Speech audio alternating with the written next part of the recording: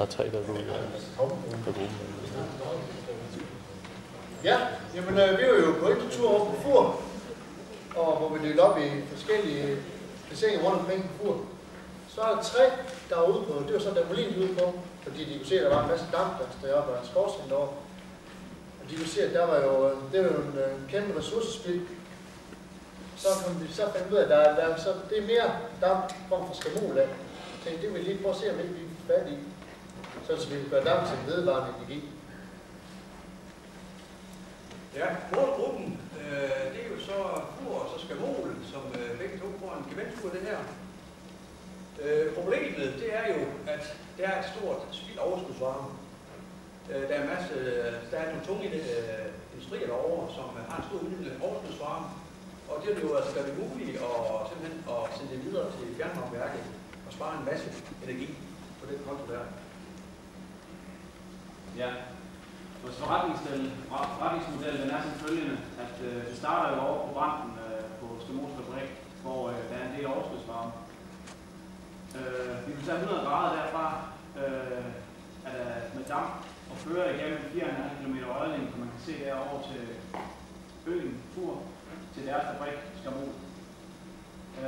Ud fra den, når de har brugt det til deres produktion, så bliver det ført med 65-70 grader over til fjernvarmeværket på Fur, hvorefter det så vil blive nedkølet til 50 grader og sendes retur til branden. Det her det er vores visual gameplan. Det er sådan en hurtig model over, hvordan det ser ud indtil nu og fremtid. Vi har haft en milepæl i det her projekt. Altså først så har vi haft vores Fur-ekskursion, så har vi haft nogle arbejde herhjemme, hvor vi fandt ud af, at det var det her, vi skulle arbejde med, ud af alle de gode idéer, vi har fundet. Og så har vi så konstateret, at Skamol var i gang med det her i forvejen, og faktisk kommet lidt længere.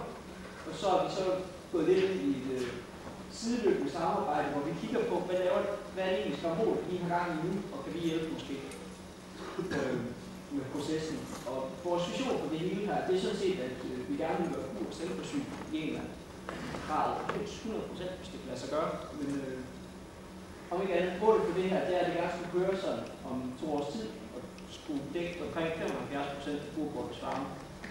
Sådan set. Og det er det, som vi vil stå der. Yes. Så er der den økonomiske plan.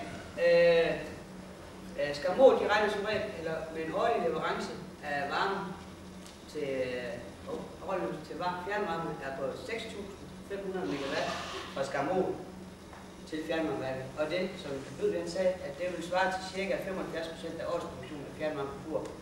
Vi ved ikke, om det vil gå ind og dække 75% af Fur-beboernes behov, fordi at fjernvarmeværket skal ind over her. Jeg ved ikke, hvor meget af det de tager, og hvad fortjenesten den bliver, men det vil i hvert fald gå ind og dække en stor besparelse for Fur-beboerne. Og som det ser ud af dags dato, så skulle der gerne have givet grønt lys for alle de nødvendige tilladelser, der skulle være til at starte et projekt.